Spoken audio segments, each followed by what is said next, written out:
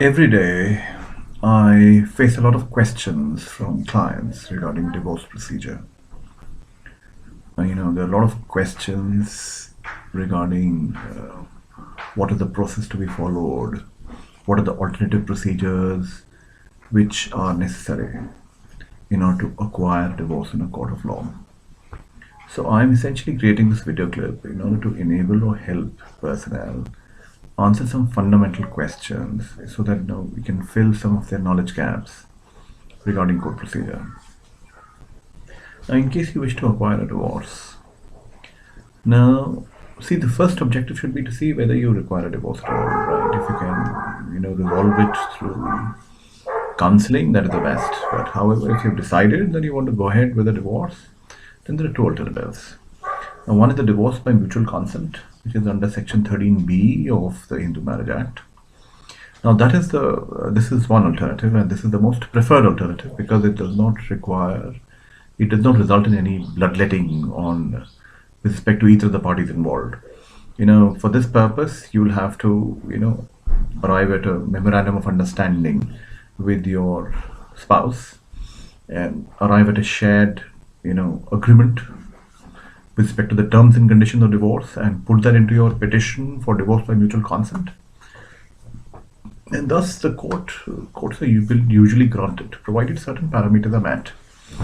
Those parameters are that you and your spouse should be living separately for at least 1 year, right? And that is a necessity in order to file the petition in the first place.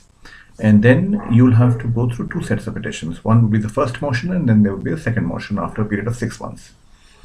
So therefore, your divorce by mutual consent will take minimum 6 months after being separated from your spouse for 1 year.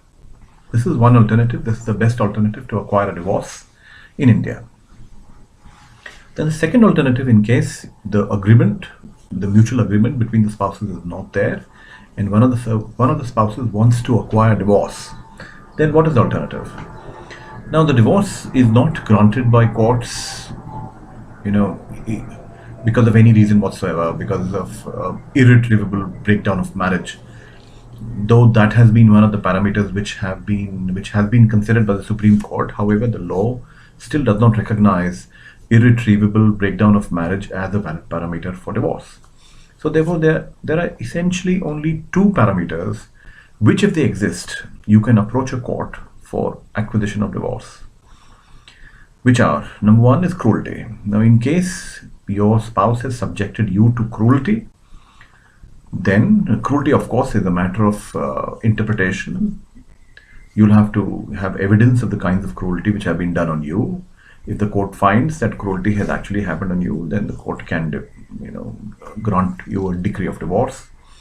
Alternatively, in case you have proof of adultery of your spouse, which is very difficult to prove in a court of law, that is also a parameter on which divorces are granted. And the third critical parameter, which is often used, is in terms of desertion.